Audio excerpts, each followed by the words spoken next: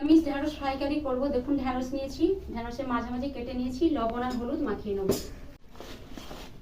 বেসন নিয়েছি, লবণ, হলুদ গুঁড়ো আর লঙ্কা গুঁড়ো মাখিয়ে নেবো। ঢেঁড়স ভাজবো, কড়াতে সর্ষের তেল দিয়ে দিচ্ছি। বেসনের মধ্যে ঢেঁড়স দিয়ে দেবো। তেল গরম হয়ে গেছে, ঢেঁড়স দিয়ে দেবো।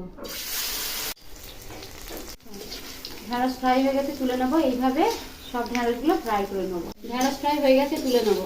শুকনো লঙ্কা, হিং, আদা বাটা, টমেটো পেস্ট, লঙ্কা গুঁড়ো, হলুদ গুঁড়ো, সর্ষে বাটা, পোস্ত বাটা, জল দিয়ে দেবো।